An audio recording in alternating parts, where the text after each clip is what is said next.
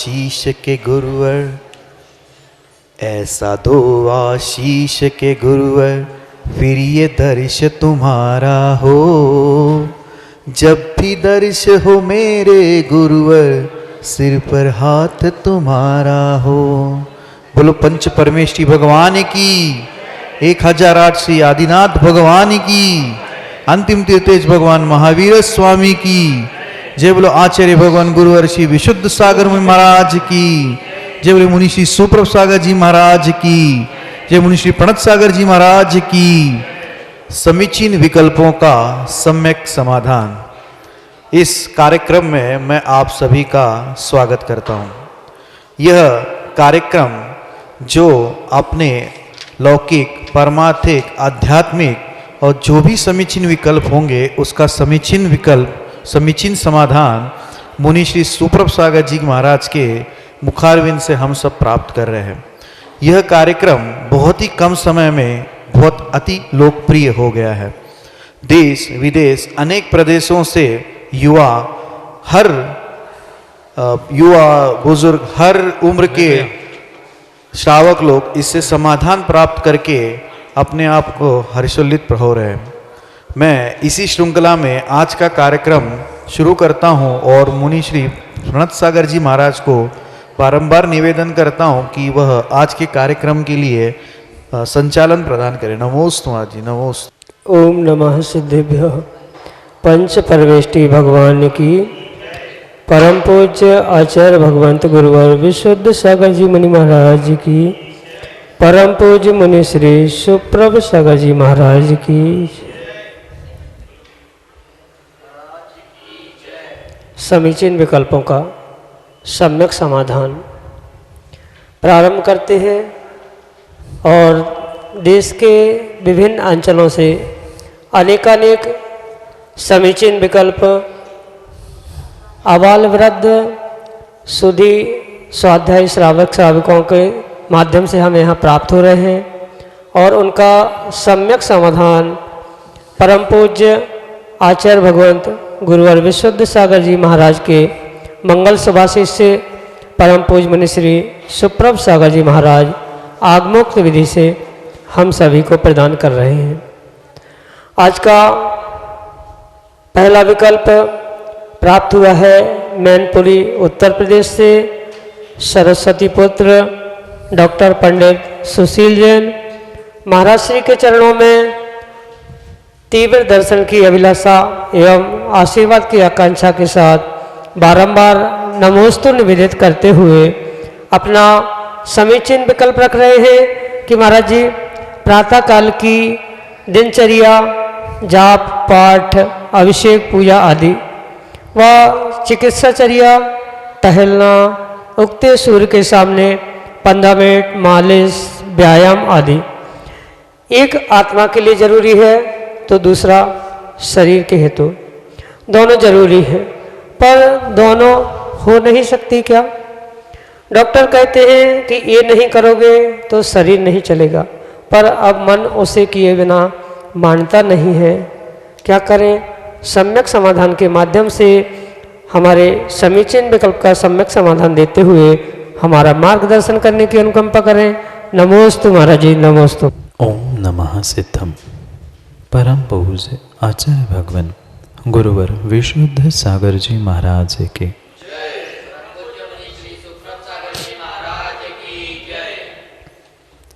शरीर माध्यमम खलु धर्म साधनम। आचार्य भगवान कहते हैं शरीर के माध्यम से ही धर्म की साधना संभव है।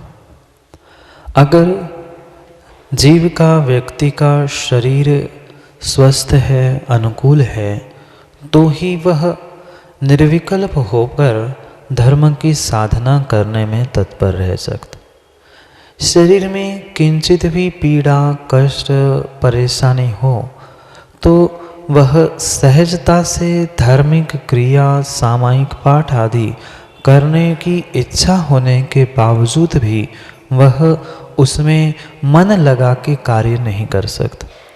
इसलिए पंडित जी, मैं तो आपको यही कहना चाहता हूँ, वर्तमान के आपके शारीरिक समस्या को लेते हुए सबसे पहले तो आपको अपने स्वास्थ्य के प्रति थोड़ा सा विचार करके आने वाले भविष्य को, आने वाले बहुत बड़े धार्मिक क्रियाओं को निष्पादित करने के लिए, भले ही आज कुछ धार्मिक क्रियाओं में 19-20 भले ही हो रहा है, पर हमें पहले उस स्वास्थ्य के विषय में थोड़ा सा विचार करके ही हमें कार्यों को संपादित करना होगा।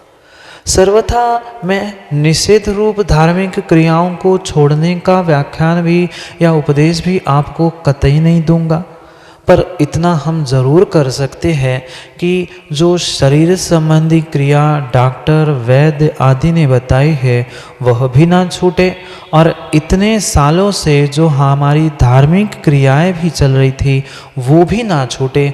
ऐसा कुछ कार्य, ऐसा कुछ प्रयास हम अवश्य ही कर सकते।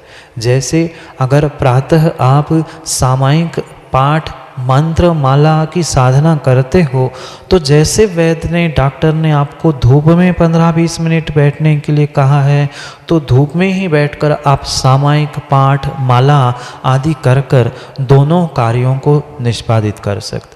डॉक्टर ने आपको जब कहा है थोड़ा सा टहलना घूमना फिरना ज़रूरी है, तो आप इस प्रकार से भी उसे क्रियान्वित कर सकते हो। पास के मंदिर में ना जाके आप थोड़ी दूरी पर जो मंदिर है वहाँ मंदिर अभिषेक दर्शन के ही अभिप्राय से जाओगे, तो आपके टहलने रूप जो अनर्थ दंड हो रहा था वही अनर्थ दंड सार्थक फलीभूत होकर आपके दोनों कार्य निष्पादित होंगे। एक जो डॉक्टर ने आपको टहलने के लिए कहा था, घूमने के लिए कहा था, वह भी कार्य हो जाएगा, और दूसरा जो आपको मंदिर जाने की ललक थी, मन में इच्छा थी, वह भी परिपूर्ण रूप से निष्पादित हो जाएगी। ऐसे बहुत सारे मध्यम मार्ग खोजकर हम दोनों के बीच में शारीरिक क्रिया और धार्मिक क्रिया, इन दोनों में बहुत अच्छे से बैलेंस बना सकते। क्योंकि समझना, हमारा जैसा अभिप्राय हुआ करता है वैसे ही हमारे उन क्रियाओं के निमित्त से हमें आश्रयबंध होता है। अगर हम मात्र घूमने टहलने के नाम से सुबह उठकर जा रहे हैं, तो नियम से अनर्थदंड रूप हमें पाप का आश्रय होगा, और वही हम लक्ष्य लेकर हाथ में चावल की डिब्बी लेकर परमात्मा के मंदिर के दर्शन के लिए जो थोड़ा सा दूर है वहाँ पर पहुँचने का प्रयास करेंगे, तो एक साथ दो कार्य निष्पादित होंगे।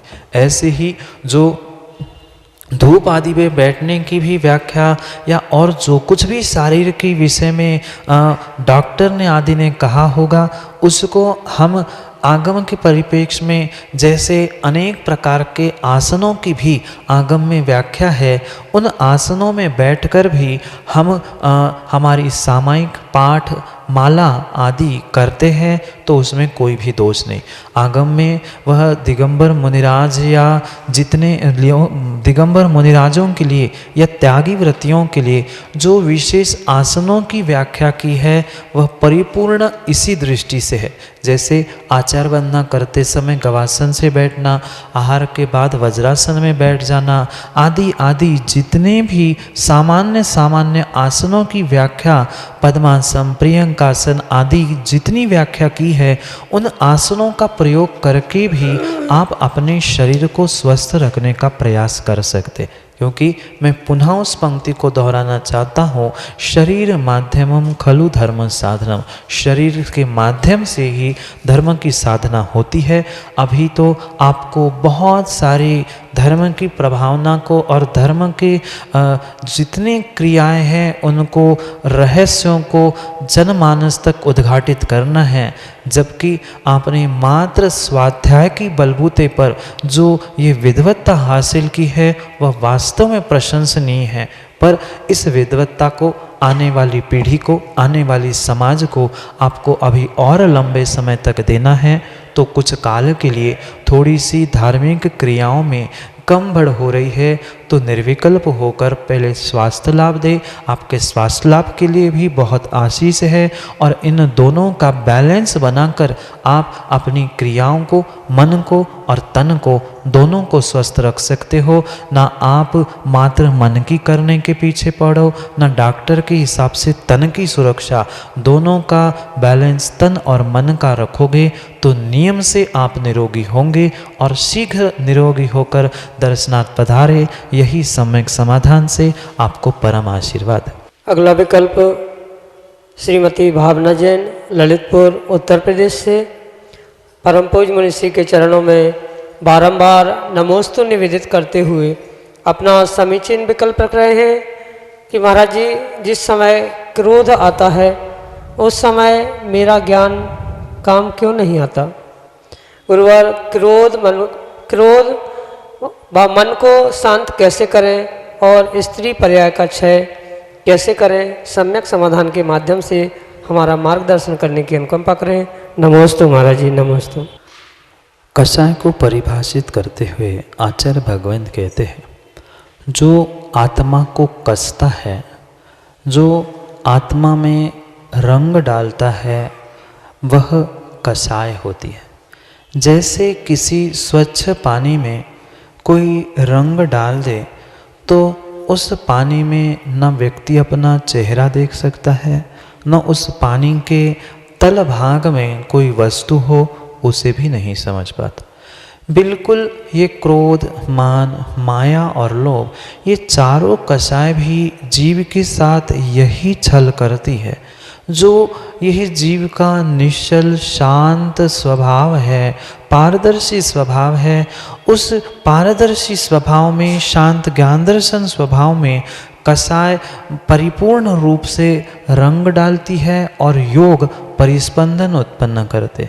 परिस्पंदन के निमित्त से मन वचन काया के हलन चलन से आत्मा में परिस्पंदन उत्पन्न होते हैं और इन क्रोध, मान, माया आदि कषायों के निमित्त से आत्मा में जो अनुरंजित परिणाम होते हैं, रंगीन परिणाम होते हैं, उस कारण से जीव वास्तविकता को समझ नहीं पाता। क्योंकि ये बात हमें बहुत अच्छे से समझनी होगी। जब भी मात्र क्रोधी कषाय का नहीं अपितु किसी भी कषाय का जब तीव्र उदय आता है, तब जीव अपने आपे से बाहर हो जाता है। क्रोध का तो सामान्य रूप से हम ग्रहण कर सकते हैं या जान सकते हैं, इसलिए बहुत सारे जीव क्रोध के ही विषय में समझते हैं। पर मात्र क्रोध नहीं अपितु मान, माया और लोभ की भी उतनी ही तीव्रता मनुष्यों के भीतर हो सकती है। इसलिए समझना कि जो ये कषायों के निमित्त से हमारे उद्वेलित परिणाम हो रहे हैं, हम जो आपे के बाहर जा रहे हैं, ये कम से कम हमें समय समय पर याद भी आता रहेगा। तो कभी ना कभी ऐसा समय आएगा जब हम उस भूल को सुधारने का प्रयास करेंगे।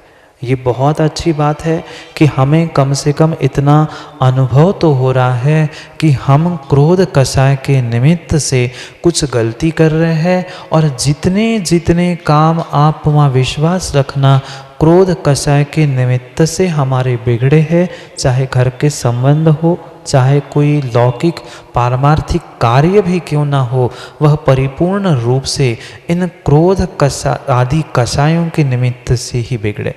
ये सर्वथा कहना गलत है कि कर्म के उदय से गुस्सा आती है या कोई ऐसा निमित्त मिलने पर हमें गुस्सा आती है। ये मात्र निमित्ताश्रित पराधीन व्याख्यान है। स्वाश्रित स्वाधीन व्याख्यान तो यही है, हम अपने आप को आपे में नहीं रख पाते, अपने मन पर, अपने आप पर मेरा कंट्रोल नहीं है, इसलिए हम क्रोध कषाय में उबल पड़ते। जैसे उबलते हुए पानी में व्यक्ति का चेहरा नहीं दिखता, उसी प्रकार उबलते हुए क्रोध कषाय में जीव का ज्ञान काम में नहीं आता। ज्ञान जो हमारा चल रहा था वही ज्ञान क्रोध रूप परिणत हुआ था। क्रोध कषाय क्या थी? क्या ज्ञान गुण से भिन्न थी? नहीं थी। हम अपने ज्ञान गुण का ही प्रयोग, जो ज्ञान दर्शन रूपी हमारा जो उपयोग था, उस उपयोग को ही उस क्रोध कषाय में लगाने के कारण मेरा ज्ञान दर्शन ही क्रोध रूप होला था। परिणमति जीर्ण दव्वम तत्काले तम्भंति पर्णतम। आचार्य कुंद कुंद स्वामी कहते हैं, जिस समय में जीव का जैसा परिणमन होता है वैसा ही उसका उपयोग हुआ कर। जैसे दर्पण में अग्नि, दर्पण के सामने अग्नि है तो दर्पण में क्या पानी दिखेगा? नहीं दिखेगा, वह दर्पण में अग्नि ही प्रतिबिंबित होगी। ऐसे ही जब हमारे परिणामों में, परिणति में वह कषाय परिपूर्ण रूप से भर जाती है, हमारा उपयोग भी तद अनुकूल ही तदरूप ही होता है। और जैसा ज्ञान दर्शन रूप उपयोग होगा, वह परिणमन कर्म का आश्रय भी परिपूर्ण रूप से वैसा का वैसा ही होगा, उसमें कोई भी शंका नहीं है। इसलिए जो ये आपने विकल्प पूछा है कि क्रोध कषाय आने पर ज्ञान कहाँ चला जाता है, ज्ञान कहीं अन्यत्र गया नहीं था। हमने अपने ज्ञानोपयोग को ही क्रोध कषाय के निमित्त से उस कषाय की अनुभूति लेने में लिया था। कल भी हमने समझा था सम्यक समाधान में कि जैसी आत्मा की अनुभूति अशुभ योग में जीव कषाय के निमित्त से कर रहा है, वह अशुद्ध आत्मा की ज्ञान दर्शन की ही परिणति है। जब शुद्ध आत्मा की अनुभूति करेगा वह शुद्धोपयोग होगा और अन्य शेष समय में कषाय जन्य परिणति से अशुभ उपयोग ही होगा। इसलिए ज्ञान वही था, ज्ञान परिपूर्ण योग्य होने पर भी कषाय के उद्वेग में आपे से बाहर जाने से जैसे उबलते पानी में चेहरा नहीं दिखता, ऐसे ही उबलते परिणामों में ज्ञान और ज्ञानोपयोग, स्वभाव, जिनवाणी आदि हमें समझ में नहीं आती। इसलिए उस क्रोध कषाय को और मान को, अपने मन को, दोनों को अगर हमें कंट्रोल में करना है या सीमित करना है तो हमें स्वयं को स्वयं में ही बैठकर पुरुषार्थ करना होगा कि मेरे उस क्रोध कषाय के निमित्त से आज तक मेरी कितनी सारी वस्तुएं, कितने सारे व्यक्ति मेरे उस कषाय से दूर हो गए। इस विषय में चिंतन करेंगे तो नियम से कुछ अंश तक मेरी क्रोध कषाय अवश्य ही कम होगी। बहुत और भी अच्छे उदाहरणों के साथ आचार्य भगवान समझाते हैं। माना कि हमें पता है कि कुछ ही समय में अभी हमें बहुत जम के गुस्सा आने वाली है, जैसे छींक आने से पहले हमें समझ में आता है कुछ क्षण में मुझे छींकने वाला हूँ, ऐसे ही माँ विश्वास मानना क्रोध कषाय भी, कोई भी कषाय आने से पहले संतोष जी एक क्षण हमें समझ में आता है कि मैं आपे से बाहर जाने वाला हूँ। जब हमें ये ज्ञान हो जाए, कम से कम हम उस स्थान को तुरंत छोड़ दें। जिस व्यक्ति के निमित्त से हमें क्रोध कषाय आ रही है उससे दूर होने का प्रयास करें, उस स्थान से दूर होने का प्रयास करें। और फिर भी नहीं संभल पा रहे हैं तो एकांत में बैठकर जोर से आवाज़ करें। कम से कम हमारी जो लौकिक क्षति थी, कर्म का असर अवश्य होगा, उसमें कोई दोष नहीं है, उसमें कोई दुरा नहीं है, पर कम से कम लौकिक जो हंसी हो रही थी, हम लौकिक रूप से जो ह्रास कर रहे थे उससे बचेंगे। पारमार्थिक कर्म का बंध अपराध तो हो जाएगा, पर कम से कम लौकिकता से तो, लौकिक दृष्टि हानि से हम बच सकते। और भी अनेक दृष्टांतों को आचार्य भगवान कहते हैं। जब हम अपने क्रोध कषाय को संभाल नहीं पा रहे हैं तो जोर से भगवान की इतनी जोर से स्तुति कर दो क्रोध कषाय के निमित्त से भीतर जो एनर्जी, ऊर्जा नेगेटिव क्रिएट हुई थी, उसका सदुपयोग करके अगर हम जोर से भगवान की स्तुति, भक्तांबर आदि पढ़ेंगे तो वह ऊर्जा उसमें कन्वर्ट होकर क्रोध कषाय रूप फलीभूत होने की जगह वही भले ही मन नहीं लगे, पर जोर से पढ़ने से हमारी अंदर की नेगेटिव एनर्जी बाहर निकल जाएगी। कुछ ही समय में कषाय शांत हो जाएगी, क्योंकि कोई भी कषाय का समय अधिक से अधिक अंतर मुहूर्त बताया गया है। जीव ने अंतर मुहूर्त समझ लिया, 48 मिनट समझ लिए तो संभाल लिए तो 84 के चक्कर वह अवश्य ही बंद कर सकता है। इसलिए अपने मन को, अपने क्रोध कषाय को जीतने के लिए सामान्य उपाय और आगम के परिप्रेक्ष्य में बहुत सारी बातें सम्यक समाधान से कही और स्त्री पर्याय का छेद के लिए माँ एक ही व्यवस्था आगे में बताई है, आर्य का दीक्षा, अन्य कोई भी साधन नहीं है, पर वह भी मल मायाचारी अपेत केतवा, किसी भी मायाचारी से रहित होकर धवल वस्त्रों के साथ, धवल परिणामों के साथ जो आर्य का दीक्षा ग्रहण करना है, वही एक स्त्री पर्याय के छेद का साधन है, अन्य नहीं, अन्यथा नहीं। यही संक्षेप सम्यक समाधान। लिए हमारे सामने है प्रज्वल जैन कड़मकर वासिम महाराष्ट्र से अनन्य गुरु भक्त, जो कि अपना समीचीन विकल्प परम पूज्य मुनिश्री के समक्ष रख रहे हैं। नमोस्तु महाराज जी, नमोस्तु नमोस्तु। समाधि भावना में ऐसा कहा गया है, जीने की होना इच्छा, मरने की होना वांछा। तो क्या समाधि मरण में पंचेंद्रिय हिंसा का दोष लगेगा क्या? हमारी समीचीन विकल्प का सम्यक समाधान करें महाराज जी। नमोस्तु नमोस्तु नमोस्तु। उपसर्गे दुर्भिक्षे जरसुरिजायाम च नहीं प्रतिकारे। जब कोई उपसर्ग आ जाए, कोई दुर्भिक्ष हो जाए या आयु के निषेक क्षीण हो जाए, ऐसे समय में ही जीवों को समाधि मरण लेने की आज्ञा आगम में।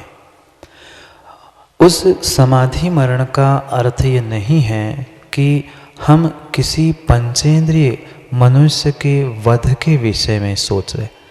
इसीलिए पंचेंद्रिय जीव की हिंसा की कोई भावना नहीं है। इसी अभिप्राय को इंगित करने के लिए समाधि भावना में यही लिखा है कि जीने की इच्छा भी नहीं है, न मरने की वांछा है। अगर मरने की इच्छा, जीने की वांछा किंचित भी होगी और फिर हम भोजन पानी का त्याग करके मरने के लिए उद्यत हो रहे हैं, तो वह पंचेंद्रिय जीव की हिंसा का द्योतक हो जाएगा। पर जहाँ समाधि मरण को व्याख्यायित किया है, वहाँ किंचित भी किसी भी प्रकार से अपने जो वर्तमान में जो जीव सदृढ़ है, कोई उपसर्ग दुर्भिक्ष नहीं है, कोई ऐसी बीमारी नहीं है जिसका प्रतिकार नहीं हो पा रहा है, या वृद्धावस्था नहीं है, उस समय पे उसे समाधि मरण लेने की आगम में आज्ञा किंचित भी नहीं। अगर किंचित क्वचित कदाचित कोई युवावस्था में कोई ऐसी विषम परिस्थिति ना होने पर भी ज़बरदस्ती आहार पानी का त्याग कर रहा है, या बलात् किसी ट्रेन के सामने जाके लेट रहा है, फांसी के फंदे पर लटक रहा है, ये परिपूर्ण रूप से पंचेंद्रिय जीव के हिंसा का ही पाप का बंधक कहलाने वाला है। पर समाधि मरण संलेखना किंचित भी आत्महत्या है ही नहीं है। जहाँ आत्महत्या या आत्महत्या के परिणाम हैं, वही पंचेंद्रिय जीव की हिंसा का बंध होता है। जहाँ समाधि मरण या समाधि मरण की भावना भाई जा रही है, वह भावना में तो जीव चिंतन कर रहा है कि जब भी मेरा मरण हो, ये नहीं कहा जा रहा है कि मैं आज मरूं कि कल मरूं, अब मरूं कि नहीं मरूं, जब भी मेरा मरण हो तो समता परिणामों के साथ, समाधि के साथ मेरा मरण हो। इसलिए उस समाधि मरण को समाधि भावना में इस प्रकार से कहा गया है। वहाँ किंचित भी किसी भी प्रकार से पंचेंद्रिय जीव की हत्या के भाव नहीं है। अगर हत्या के भाव होते तो भावना में भी यही कहा जाता, जीने की तो इच्छा नहीं है पर मरने की बहुत इच्छा है। वहाँ मरने की भी इच्छा नहीं है, जीवन मिले तो दुख नहीं है, मृत्यु आ जाए तो कोई खेद नहीं है। ऐसी भावना से समता, सुख दुख, लाभ अलाभ, जीवन मरण, इन सभी में जो समता परिणामों के साथ अपने प्राणों का त्याग करना है, पर्याय को छोड़ना है, उसका ही नाम समाधि मरण है। इसलिए वहाँ किंचित भी किसी भी प्रकार से पंचेंद्रिय जीव की हिंसा, वध आदि के परिणाम नहीं होने से वैसा आश्रव नहीं होता, क्योंकि मन, वचन और काय से जो हमारे अभिप्राय, परिणाम, परिणति हुआ करती है, उसके ही निमित्त से हमें कर्मों का आश्रय हुआ करता है। वहाँ पर हमारी मन वचन काय की परिणति मरने रूप या मारने रूप नहीं है, अपितु जब मृत्यु आ जाए तब मैं समता परिणामों के साथ इन भावनाओं के साथ अपने प्राणों को त्यागूं। इसलिए यह समाधि भावना और समाधि मरण किंचित भी हिंसाजन्य नहीं है। आत्महत्या या पंचेंद्रिय वध का दोष उसमें किंचित भी नहीं लगता। अक्षय जैन भास्कर वासिम महाराष्ट्र से परम पूज्य मुनिश्री के चरणों में बारंबार नमोस्तु निवेदित करते हुए अपना समीचीन विकल्प रख रहे हैं कि महाराज जी, निर्ग्रंथ मुनिराज कभी किसी हिंसक त्रियंश का स्पर्श नहीं करते, तो फिर पिच्छी में मोर का पंख कैसे चलता है, और त्रियंश का पंख चलता है तो फिर मयूर का ही क्यों? हमारे समीचीन विकल्प का सम्यक समाधान करने की अनुकंपा करें। नमोस्तु महाराज जी, नमोस्तु।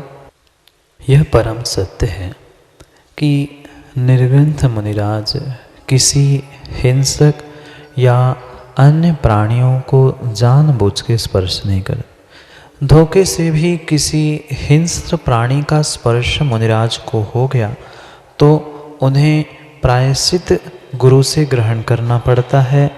इसलिए वे किसी भी प्रकार से किसी हिंसक पशु को स्पर्श नहीं करते। फिर रही बात जो पिच्छी के विषय में आपने पूछा है, वह जो पिच्छी के पंख हुआ करते हैं वह मोर को पकड़ के बलात् उससे तोड़कर उसे ग्रहण नहीं किया जाता।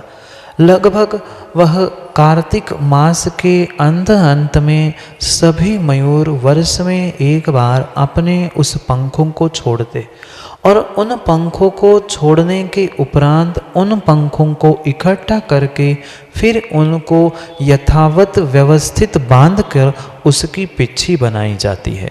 यहाँ किंचित भी मोरों को परेशान करके दुख कष्ट उत्पन्न करके उनके पंखों को छीना नहीं जाता, ना उनको कोई भी किसी भी प्रकार की दिक्कत दी जाती। स्वयमेव छोड़े हुए पंखों को उठाकर ही मयूर पंख की पिच्छी बनाई जाती है। इसलिए वैसा हिंसा का या त्रियंशों को स्पर्श करने जन्य कोई भी दोष मयूर पंख की पिच्छी में नहीं होता। फिर जो मयूर पंख के ही विषय में आपने पूछा है विकल्प, उसका समाधान यह है कि एकमात्र मयूर पक्षी के पंख ऐसे हुआ करते हैं जो सबसे अधिक मुलायम होते। इस मयूर के पंख के 5 गुण आचार्य भगवंत समझाते हैं। उन 5 गुणों में यह सबसे मुलायम उसका पहला गुण है। माना कि धोखे से पंख अपने आँख में भी चला जाए तो हमें तकलीफ नहीं होती, ऐसे ही सूक्ष्म जीवों पर चलाने के बाद भी उनको कष्ट ना हो, इसलिए मयूर पंख की पिच्छी ली जाती है। अन्य पंखों में थोड़ी सी कठोरता आती है, इसी कारण से उसको वहाँ पर ग्रहण नहीं किया। साथ साथ ये मयूर पंख वजन में हल्के भी होते हैं। तीसरी बात, वह कभी पसीना, धूल, मिट्टी आदि को ग्रहण नहीं करते हैं। बहुत कोमल, मुलायम और बहुत सहजता से प्राप्त होते हैं। इन सभी कारणों से लघुता, मृदुता, पसीने से रहितपना, धूल ग्रहण नहीं करना, इन सभी गुणों को सामने रखते हुए इस पिच्छिका में मयूर के, मोर के ही पंखों को आचार्य भगवंतों ने ग्रहण किया है। ये पुनः मैं आपको जोर दे के कह रहा हूँ, मयूर पिच्छी में किंचित भी किसी तिर्यंच पशु पक्षियों को पीड़ा कष्ट पहुंचाकर उनको ग्रहण नहीं किया जाता। इसलिए निर्ग्रंथ मुनिराजों को हिंसा का दोष नहीं लगता। सामान्य रूप से गिरे हुए छोड़े गए पंखों के द्वारा पिच्छिका बनाई जाती है, इसलिए वह दोषपूर्ण नहीं है। और उसके अनेक गुण जैसे अभी बताए, उन गुणों के कारण ही दिगंबर मुनिराज जिन्होंने घर सब कुछ छोड़ दिया है, वे जीवों की रक्षा हेतु इस मुलायम मृदु पिच्छिका को, मयूर पंख से बनी हुई पिच्छिका को ग्रहण करते हैं। यह सम्यक समाधान। नमोस्तु महाराज जी, नमोस्तु नमोस्तु। सभी उपस्थित श्रावकगण एवं YouTube के माध्यम से एवं फेसबुक के माध्यम से जो भी श्रावक इस सम्यक समाधान का लाभ ले रहे हैं, उनके जो समीचीन विकल्प के लिए जो सम्यक समाधान मुनिश्री के माध्यम के द्वारा अपन को प्राप्त हुआ है, उसके लिए मैं मुनिश्री के चरणों में बारंबार नमोस्तु करते हुए यही एक बार आपको याद दिलाना चाहता हूं कि यह कार्यक्रम YouTube चैनल सुप्रभ उवाच पे प्रतिदिन 5:13 पे प्रसारित होता है। यह कार्यक्रम फेसबुक के माध्यम से भी सुप्रभ उवाच इस पेज से लाइव या फिर रिकॉर्डेड सेशन के द्वारा मिलता है। अगर आपको किसी के सम्यक समाधान के लिए अपने समीचीन विकल्प अगर भेजने हैं तो आप नीचे जो स्क्रॉल पे नंबर चल रहे हैं या हमारा ईमेल आईडी है, इस पे आप टेक्स्ट मैसेज, ऑडियो मैसेज या माध्यम से आप भेज सकते हैं।